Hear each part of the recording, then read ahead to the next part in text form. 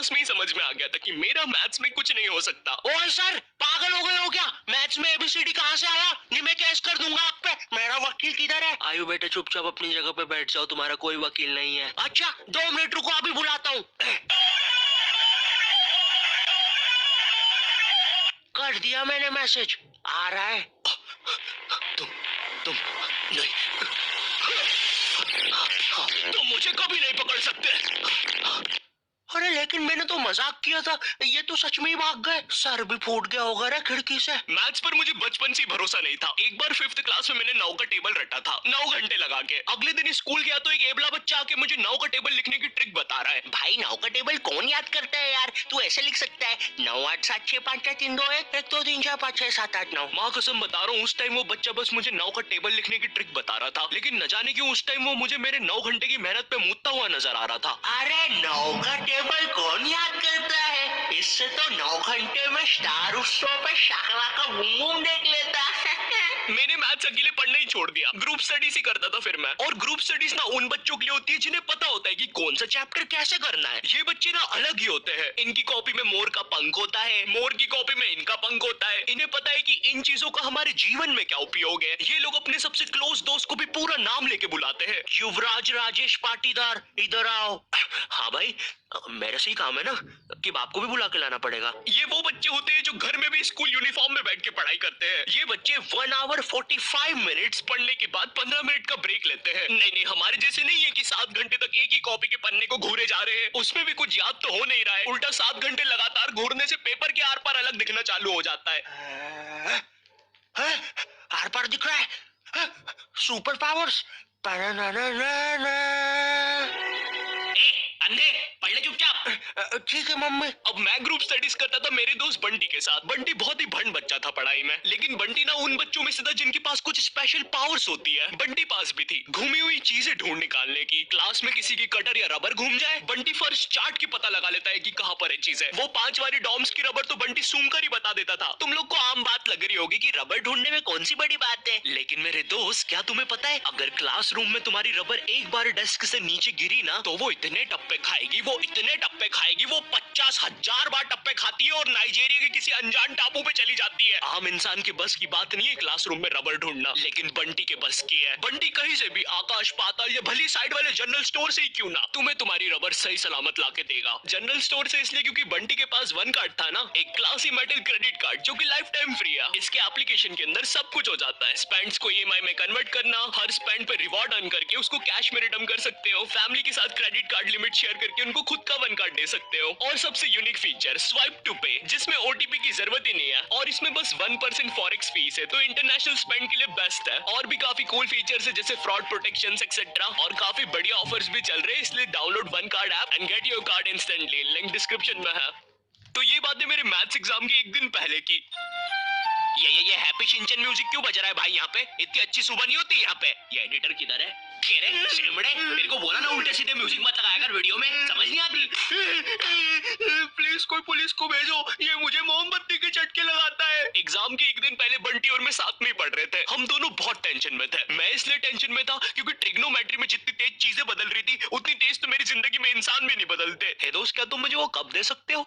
हाँ क्यों नहीं, 1 मिनट। ये लो। Thank you. बदल गए, फिर से बदल गए। अब वैसे क्या तुम एक जादू देखना चाहोगे? ये देखो, ये एक 5 रुपए का सिक्का है और ये गायब, सिक्का गायब। अरे बाप रे, कहाँ गया वो सिक्का? वो सिक्का कहाँ गया? और 1 सेकेंड, वो इंसान किधर गया? और दूसरी तरफ बंटी है जो कि एग्जाम के दिन इस टेंशन में है कि उसको 5 रुपए की बूमर के साथ नरेश भैया ने हैप्पी हैप्पी स्टिकर्स नहीं दिए। क्या बात हो सकती है? नरेश भी और मेरे तो संबंध भी अच्छा है। अरे ओ भंड इंसान, पढ़ाई कर ले वरना बाप मार मार के बूमर बना देगा। अबे उसमें मारने की क्या बात है? 2 मिनट रुक। ले, बन गया बूमर, और बाप मेरा कुछ भी नहीं कर सकता। अभी बर्थडे पे साइकिल दिला रहे हैं, उनकी साइकिल पे बैठ के उनका ही घर छोड़ के भाग जाऊंगा। वैसे तुझे पता है, अगर तू ये नटराज का स्केल अपनी आंखों पे रखेगा तो तुझे एक अलग डायमेंशन दिखेगा। बस इसी चीज से मैं क्लासरूम की खुफिया जगह का पता लगाऊंगा, और जब पूरी क्लास लंच करने गई होगी तो मैं साक्षी को लेकर टाइम मशीन में बैठ के कहीं दूर भाग जाऊंगा। अच्छा हाँ, अच्छा जी। हाँ, एक बार और बोला तो तेरा मुंह तोड़ दूंगा। अच्छा एक सेकंड, टाइम मशीन मतलब time travel, time theory, Albert Einstein और स्टीफन हॉकिंस को जानता है तू? नहीं तो। अच्छा है वो लोग भी तुझे नहीं जानते, वरना ये सुनने के बाद तो वो इसी नटराज के स्केल से तेरी नाभि पे इतने चमेट बजाते ना। है बस चमेट बजाते। अल्बर्ट अगर मैं वहाँ पे होता तो उस बच्चे की स्पीड ब्रेकर जैसी नाभि पे अपनी साइकिल का पहिया चढ़ा देता। हाँ और मैं होता तो अपनी equation E equals to MC square में से E और स्क्वायर हटा के उस बच्चे को MC बोल देता। सच में अल्बर्ट, तुझे पता है ना मैं तेरे इन्हीं बकवास जोक्स की वजह से पैरालाइज हुआ था। तू मान क्यों नहीं लेता कि तू बहुत ही अनफनी है? अच्छा ठीक है अल्बर्ट, मेरा वो मतलब नहीं था। कम ऑन यार अल्बर्ट, तू हमेशा अल्बर्ट सांस नहीं आ रही भाई, उठा दे प्लीज। मुझे समझ में आ गया था कि बंटी और मेरे बस का नहीं है मैथ्स, इसलिए मैंने अपने एक और दोस्त राजू को फोन लगाया। राजू ना मेरी जिंदगी का डेकी सुखी था, मतलब वो बस मेरी जिंदगी के पढ़ाई या होमवर्क वाले एपिसोड्स में आता था बस। इसके अलावा हम एक दूसरे के बारे में कुछ नहीं जानते थे। राजू और मेरी कॉल पर बात हुई। Hello hello Raju, hello hello, आवाज आ रही है? राजू, हाँ वो राजू बेटे एक पराठा खाएगा कि दो? मम्मी दो खाऊंगा। हेलो राजू, वो बोल बेटे टमाटर की सब्जी बना दो ना। हाँ मम्मी। हेलो राजू, मैं बोल रहा बेटे कच्चे टमाटर खाएगा कि पक्के? कच्चे मम्मी।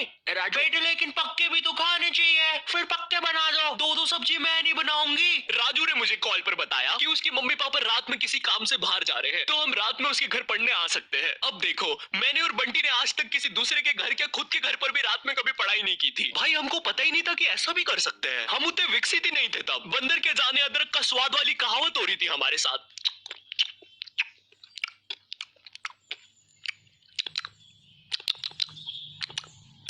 अरे ये क्या स्वाद है, समझ ही नहीं आ रहा। हम दोनों को पता तक नहीं है कि रात में पढ़ने के लिए लेके क्या जाना है। बंटी उधर विमल के झोले बांध रहा होता है। भाई देख, ये वाले झोले के अंदर अपना किराना है और ये वाले झोले के अंदर नाने मंजन का सामान है। और सुन, ये वाला झोला संभाल के रखना, इसके अंदर। अरे मेरा चश्मा किधर गया? अनुपमा देखते समय यही तो उतारा था कि बाहर छोड़ दिया। देख के आता हूँ। देख इस बैग के अंदर। लेकिन बाहर मेरा चश्मा नहीं है यार। अनुपमा इतना बेकार शो भी नहीं हो सकता कि वो मेरी याददाश्त ही मिटा दे। एक बार और देख के आता हूँ, एक बार और। मैं पहली बार कब गया, देख के आता हूँ। देख इस बैग के अंदर, इस बैग के अंदर, इस बैग के अंदर अपने पैसे हैं। और तूने मच्छर अगरबत्ती और भाले बंदूक रख ली है ना? भाले बंदूक क्यों बे? अरे पागल, उधर शिकारी या भालुओं ने हमला किया तो। अरे ओ बंटी पगलेट, ग्रुप स्टडीज करने जा रहे हैं अमेज़न के जंगलों में नहीं। और बस कर, मेरे बाप कितना सामान पैक करेगा? एक रात के लिए जा रहे हैं। हम लोग रात में राजू के घर पहुंचते हैं, ऑफ कोर्स पढ़ाई का सामान लेके, और एक बड़ी सी 5 लीटर की थम्स अप की बोतल भी लेके, जिसके अंदर थम्स अप भी नहीं है, पानी भरा हुआ है। क्यों? किसी को नहीं पता। बंटी लेके आया था और इस भंड मनुष्य से पूछ रहे तो बता भी नहीं रहा। बाद में राजू ने थोड़ा फोर्स किया तो पता है ये भाग के बाहर गया और बोतल के पानी से एक बकरे को भिगा के आ गया, वो भी ठंड में। और ऐसा भी नहीं कि थोड़ा सा भिगा के आया हो, पूरा 5 लीटर भिगा के आया था। भाई वो थम्स अप की बोतल में पता है कितना पानी आता है? वो घर में गिर जाए तो सुनामी आ जाती है, घर भेजाते हैं भाई लोगों के। मैंने कहा भाड़ में गया यार मैथ्स, मुझे पहले बंटी के बारे में जानना है। खैर उस रात राजू के घर जो भी चीजें